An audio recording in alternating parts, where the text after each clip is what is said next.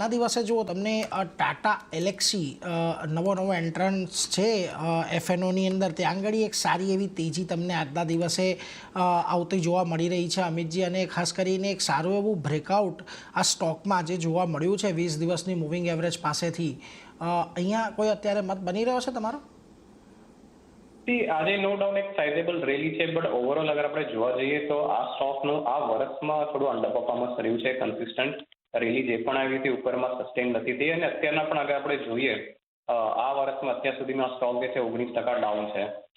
સો yes, near ટર્મના હિસાબે થોડું momentum ઉપરમાં રહી શકે, બટ જે ઉપરમાં સસ્ટેનેબિલિટી છે થોડી ક્વેશ્ચન માર્ક છે. તો just in case for near ટર્મમાં હિસાબે અગર બાય પોઝિશન હોય કાં તો બાય પોઝિશન ઇનિશિએટ કરવી હોય તો 6800 નો સ્ટોપ લોસ રાખવો જોઈએ. અપસાઇડ મેજર અપસાઇડ નથી લાગી રહ્યું, બટ યસ સમવેર નિયર 7500 થી લઈને 7700 ના લેવલ્સ આવી શકે.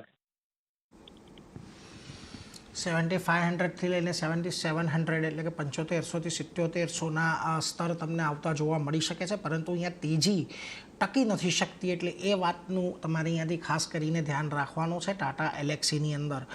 પરંતુ એમએનએમ ફાઇનાન્સ જુઓ ખૂબ સારું એવું બ્રેકઆઉટ આજે આવતું જોવા મળ્યું છે, અને 280 પર જે એક મલ્ટિપલ રેઝિસ્ટન્સ હતા એને તો પાર કર્યું જ છે. 200 દિવસની મૂવિંગ એવરેજ પણ આજે આપણને ક્રોસ ઓવર આવતી જોવા મળી છે. એમએનએમ ફાઇનાન્સ માટે કોઈ મત અત્યારે? રાઈટ, સી આપણે જોઈએ તો ઓક્ટોબર મહિનામાં એક સાઇઝેબલ કરેક્શન હતું ને ઇનફેક્ટ જે એક્સટેન્ડ થયું હતું નવેમ્બર મહિનામાં પણ સોર્ટ ઓફ, બટ હવે યસ તમામ વોટ અગર આપણે જોઈએ છેલ્લા 6-7 દિવસથી તો એક સ્ટેબિલિટી આવી રહી છે. લાસ્ટ વીક પણ એને 270ના જે લેવલ છે સારા એવા સસ્ટેન કર્યા, 3-4 દિવસનું કન્સોલિડેશન જોવા મળ્યું, અને ઇવેન્ચ્યુઅલી આપણે જોઈ રહ્યા છે કે 280નો જે લેવલ છે, જે હાર્ડલ હતો એ આજે એને ઇવેન્ચ્યુઅલી સરપાસ કર્યો છે, અને થોડા વોલ્યુમ પિકઅપ પણ થોડા ડિસેન્ટ છે. તો યસ, સ્ટ્રક્ચર જે છે થોડું ઇમ્પ્રુવ થઈ રહ્યું છે નિયર ટર્મના હિસાબે એટલીસ્ટ. હવે એવું લાગી રહ્યું છે કે 275ના જે લેવલ છે એક રિવાઇઝ સપોર્ટ બનશે, અને ફ્રેશ પોઝિશન પણ અગર ઇનિશિએટ કરવી હોય તો 275ના સ્ટોપ લોસ રાખવા જોઈએ. ઉપરમાં વાત કરીએ તો પોસિબિલિટી છે કે 305 થી લઈને 310ના લેવલ્સ આવી શકે. સો યસ, નિયર ટર્મના હિસાબે થોડું એકદમ મોમેન્ટમ ચેસ કરવું હોય, મોમેન્ટમ બાય કરવું હોય તો મહિન્દ્રા ફિનાન્સમાં આપણે રહી શકાય. મોમેન્ટમ ચેસ કરો, મહિન્દ્રા ફિનાન્સમાં આ સ્તર પર તમે ખરીદારી કરી શકો છો, એટલે એના પર એક ધ્યાન રાખજો. સારી એવી તેજી આજના દિવસમાં ચોક્કસથી આપણને આ સ્ટોકની અંદર જોવા મળી છે, એટલે એના પર એક ફોકસ રાખજો. પરંતુ જુઓ, આપણને જીએસટીની 21 ડિસેમ્બરે બેઠક થવાની છે કાઉન્સિલની, અને ઘણા બધા પ્રોડક્ટ પર અહીંયાથી ખાસ કરીને દરો વધારવા ઘટાડવા અંગેના નિર્ણય આવી શકે છે, ને એમાં એક ખાસ જે કોલ્ડ ડ્રિંક્સ છે એના પર એક જીએસટી વધી શકે એવા એક સમાચાર છે, ને એને પગલે જુઓ આજે વરુણ બેવરેજીસ તમને 1.5% ઘટાડો દર્શાવી રહ્યો છે. પરંતુ વરુણ બેવરેજીસમાં જે એક રેન્જ બની રહી છે છેલ્લા ઘણા દિવસથી, એક 600 અને 640, આ 40 રૂપિયાની રેન્જની અંદર આ સ્ટોક છેલ્લા ઘણા દિવસોથી ફસાયેલો છે, અને આજના દિવસે પણ જુઓ એ જ 600ના લેવલથી એક નીચલા સ્તરેથી રિકવરી પણ આ સ્ટોકની અંદર આવી છે. અહીંયા કોઈ અત્યારે મત બની રહ્યો છે કે પછી આ કન્સોલિડેશન થોડુંક લાંબુ ચાલે એવી અપેક્ષા છે? લાર્જર કન્સોલિડેશન જે છે હજી સુધી ઇન્ટેક્ટ છે, અને ઇનફેક્ટ ઘણા મહિનાથી અગર આપણે જોઈએ તો in fact start of the year અગર ફેબ્રુઆરી માર્ચમાં પણ અગર આપણે જોઈએ તો પહેલા એને 650ના લેવલ એને સરપાસ નતા કર્યા.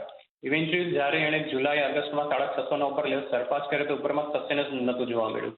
તો કંઈ ના કંઈ પર અગર આપણે જોઈએ તો નો ડાઉટ ડાઉન સાઇડમાં 550-560ના લેવલ એને સ્ટેન્ડ કર્યા છે, but at the same time જે છે ઉપરમાં પણ જે છે ફોલોઅપ થ્રુ નથી આવ્યું, મોમેન્ટમ જે છે ઉપરમાં બિલ્ડ નથી થયું.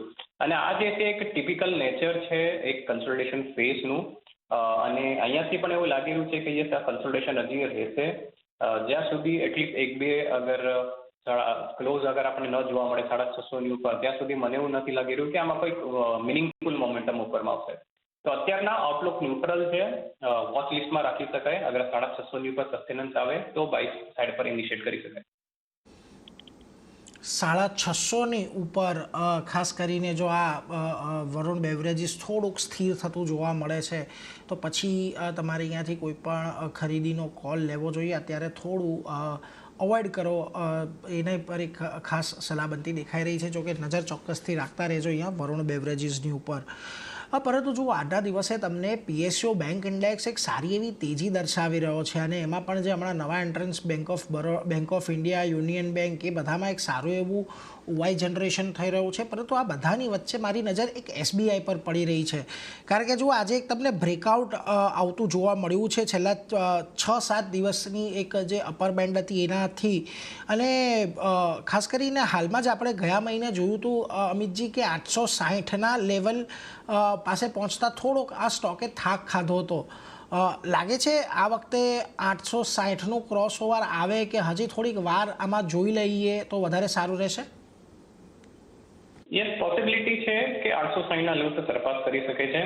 સી ડાઉન સાઈડમાં નો ડાઉટ આપણને એક સારા સાઇઝેબલ કરેક્શન જોવા મળ્યું હતું, શાર્પ કરેક્શન થતા, બટ સમવેર નિયર 780 790ની આસપાસ મલ્ટીપલ એને લોઝ બનાવ્યા અને ઇવેન્ચ્યુઅલી એના પછી જે લોઝ છે સસ્ટેન નતા થયા અને અગેન આપણે એક રિન્યુડ બાઇંગ એટેક આ સ્ટોકમાં અગેન પાછું જોવા મળ્યું છે.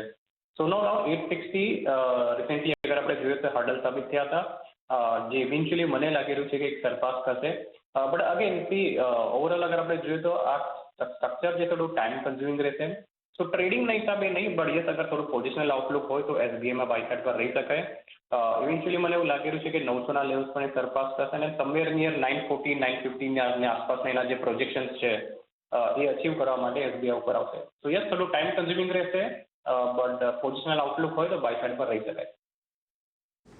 પોઝિશનલ આઉટલુક હોય તો બાય સાઇડ પર રહી શકાય. 940 950ના પ્રોજેક્શન સુધી આવતો જોવા મળી શકે છે, પરંતુ ટ્રેડિંગ માટે તમારે અહીંયા નહીં, થોડુંક 1-2-3 મહિનાના વ્યૂને લઈને ખાસ કરીને SBIને અહીંયાથી ધ્યાનમાં રાખવાનો છે, એટલે એના પર એક ફોકસ રાખતા રહેજો.